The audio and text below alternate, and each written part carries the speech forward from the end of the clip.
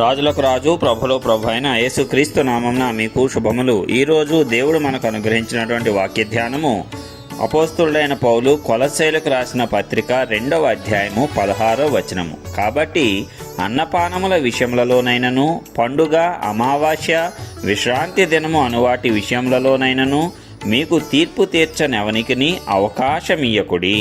ప్రియులారా, ఈ వాక్య ధ్యానాన్ని గనక మనం గమనించినట్లయితే మనకు ఏ విషయంలో ఇతరులు తీర్పు తీర్చేటువంటి అవకాశం ఉంది ఈ లోకములో అనేటువంటి దానిని పౌలు భక్తుడు వివరిస్తున్నాడు. కొలస్సీయుల సంఘానికి ఆయన రాస్తూ ఈ రీతిగా ఎవరు చేతనైనా సరే మీకు ఈ రకమైనటువంటి అభ్యంతరములు కలిగినట్లయితే వాటిని గూర్చి మీరు విచారింపకండి, చింతించకండి, కానీ క్రీస్తులో అవన్నీ నెరవేరి ఉన్నాయని గ్రహించమని తెలుపుతూ ఈ సంఘానికి పౌలు గారు పత్రిక వ్రాస్తూ ఉన్నాడు. ఎందుకనగా మనమందరము శరీరంలో ఉన్నటువంటి వారము. ఈ శరీరంలో ఉన్నదంతయు కూడా మరి దేవునికి విరోధంగా ఎల్లప్పుడూ పాపము చేయటానికి త్వరగా సిద్ధపడుతూ ఉంటుంది. అయితే అలాంటి వాటి విషయంలో జాగ్రత్తగా మనం ఉండాలి. అలాంటివేమంట?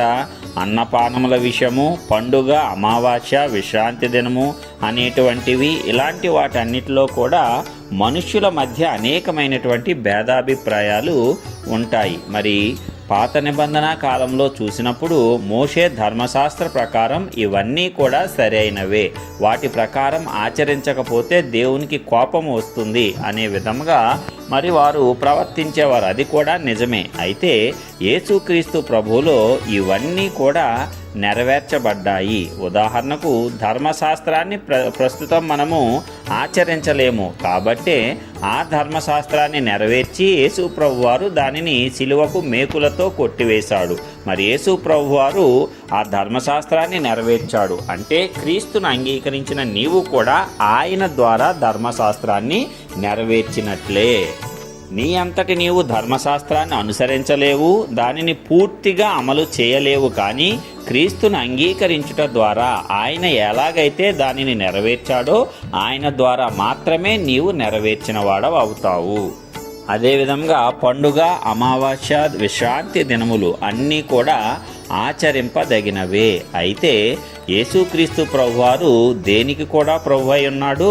విశ్రాంతి దినమునకు కూడా. మరి విశ్రాంతి దినమున ఆ పని చేయకూడదు, ఈ పని చేయకూడదని ఆ యొక్క ధర్మశాస్త్ర ప్రకారము ఆచారములు వారు కలిగి ఉన్నారు. అయితే యేసయ్య వచ్చి ఆ యొక్క విశ్రాంతి దినమునే అనేకులను స్వస్థపరుస్తూ ఉండగా, అలాగే యేసయ్య శిష్యులు విశ్రాంతి దినమున పంట చేలలో పడి వెళ్తూ ఉన్నప్పుడు వెన్నులు త్రుంచి తింటూ ఉండగా మరి వారు అభ్యంతరం పడ్డారు కదా. అందుకే దేవుడు అప్పుడేమన్నాడు? విశ్రాంతి దినము నా నిమిత్తమే, నేనే దానిని నియమించి ఉన్నాను. కాబట్టి ఆ విశ్రాంతి దినము నేనే అనుసరించవలసినది ఉన్నది. ఆ విశ్రాంతి దినమున నేను ఏది చేస్తే అదే సరి అయినది అన్న రీతిగా యేసు ప్రభు వారు వారికి ఉత్తరం ఇచ్చాడు. మరి విశ్రాంతి దినము ఎవరి కొరకు ఏర్పాటు చేయబడిందో ఆయననే వారు కనుగొనలేక ఆయనను కూడా వారు హింసించి చంపాలి అనుకున్నారు. ఇతడు విశ్రాంతి దినాన్ని ఆచరించట్లేదు, దూషణ చేసేశాడు, అపవిత్రపరిచేశాడు, ఇతన్ని చంపివేద్దామని విశ్రాంతి దినమునకు కర్త అయినటువంటి యేసయ్య మీదే వారు అజ్ఞానంతో తిరగబడటము అనేది మనం గమనించవచ్చు.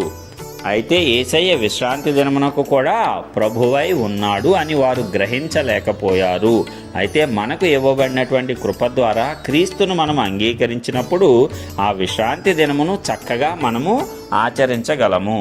అదేవిధంగా అన్నపానముల విషయంలో మనము చూసుకున్నట్లయితే యేసయ్య మరి కొండ మీద ప్రసంగం చేసినప్పుడు జనులు 3 దినములు ఆయన యొద్ద ఉండగా ఆకలి కొంటారు అని చెప్పి ఆయన వారందరికీ కూడా కొంచెం ఆహారముని ఆశీర్వదించి అందరికీ కూడా సంతృప్తిగా ఇచ్చిన తర్వాత 5 రొట్టెలు 2 చేపలు 12 గంపల నిండా ఎత్తడము మనము చూస్తూ ఉన్నాము. అయితే అనేకులు ఆ యొక్క తిండి కోసం అనుసరించడం కూడా యేసయ్య తర్వాత ప్రస్తావించడం జరిగింది. మీరు కేవలము నా యొద్ద ఆహారం దొరుకుతుందని నేను 8,000 మందికి పంచిపెట్టగలనని మాత్రమే నన్ను వెంబడిస్తున్నారా అని ఒకానొక సందర్భంలో ఆయన అడుగుతాడు. అంటే కేవలము దేవుని రాజ్యము ఆహారము పానీయమే కాదు, శక్తితో నిండి ఉంది. ఉంది అనేది మనము గ్రహించుకోవాలి. అందుకే మనుష్యుల ఎదుట మనము వీటన్నిటి నిమిత్తము చింతించవలసినటువంటి అవసరము లేదు. క్రీస్తును గనక నీవు అంగీకరించి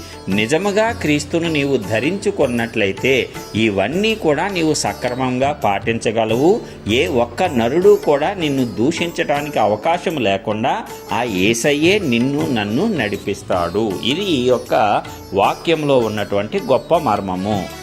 అందునిమిత్తమే మనము క్రీస్తును అనుసరించిన తర్వాత తిరిగి లోకముతో చేరకూడదు.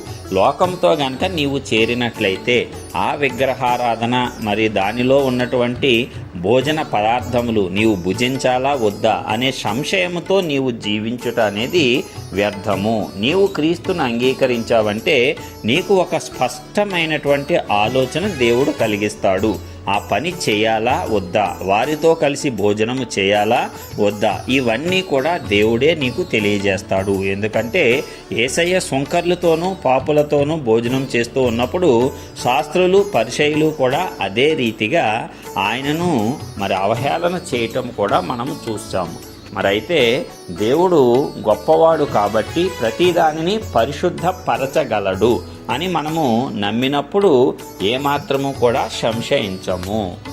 అందుకే అంటాడు కదా, క్రీస్తుకు కలిగిన ఈ మనస్సు మీరు కూడా కలిగి ప్రవర్తించుడు అని. మరి క్రీస్తును ధరించుకున్న తర్వాత యేసు క్రీస్తు లాంటి స్వభావంతోనూ అలాంటి మనస్సాక్షితోనూ మనము ఈ లోకంలో జీవించాలి. అప్పుడు మాత్రమే యేసయ్య ఏవైతే నెరవేర్చాడో ఆయన ద్వారా మనమంతా కూడా అలాంటి వాటిని నెరవేర్చగలగటానికి శక్తిని పొందుతాము. కాబట్టి ప్రియులారా, ఈ వాక్య భాగాన్ని అనుసరించి మనము కూడా ఎలాంటి విషయములలోనైనా సరే ఎవరికీ కూడా తీర్పు తీర్చడానికి అవకాశం ఇవ్వకుండా జీవించాలి. అంటే క్రీస్తును పోలి నడుచుకోవాలి. మరి ఇలాంటి గొప్ప కృప మనందరికీ ఆ పరిశుద్ధాత్మ దేవుడు అనుగ్రహించాలని, మనమందరము కూడా క్రీస్తును ధరించిన వారంగా క్రీస్తును పోలి నడుచుకొని నిందారహితమైనటువంటి విజయవంతమైనటువంటి జీవితాన్ని ఈ లోకంలో జీవించి అనేకులకు మాదిరికరంగా ఉండాలని నజరేయుడైన యేసు పరిశుద్ధ నామమున అందరి పక్షమున విజ్ఞాపనం చేయుచున్నాను. ఆమేన్.